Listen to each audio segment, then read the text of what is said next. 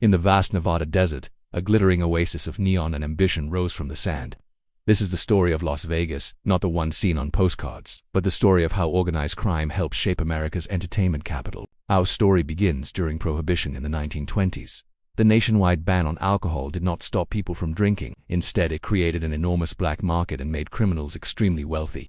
Figures like Lucky Luciano and Meyer Lansky, along with other Prohibition-era crime bosses, built vast networks for bootlegging, illegal gambling, and money laundering. Over time, these groups formed what became known as the National Crime Syndicate. It was not a single organization, but a powerful criminal alliance, held together by shared rules, financial cooperation, and ruthless ambition.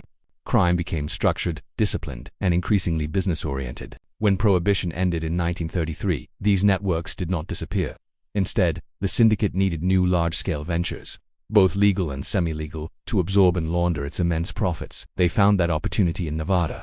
In 1931, during the Great Depression, Nevada legalized gambling in a desperate attempt to generate revenue. At the same time, construction of the Hoover Dam brought thousands of workers to southern Nevada, all with steady paychecks and little to do in their free time. Boulder City, where the dam workers lived, banned gambling and alcohol.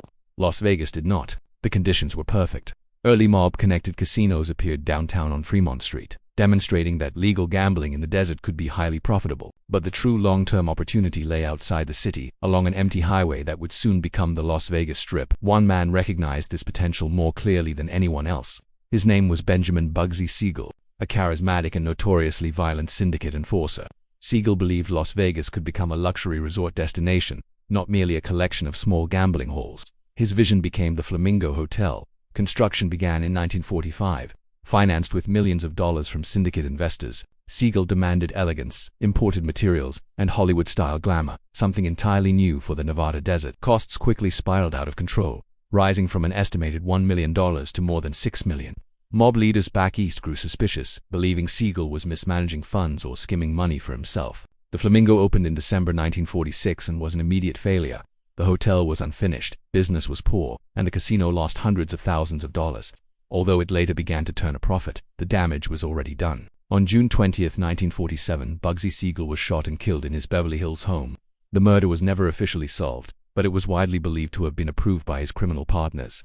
Shortly after Siegel's death, syndicate representatives moved in to take control of the Flamingo. Siegel's murder marked a turning point. The mob withdrew from the spotlight and shifted to a quieter, more disciplined model. Casinos were now run through frontmen with real control exercised behind the scenes.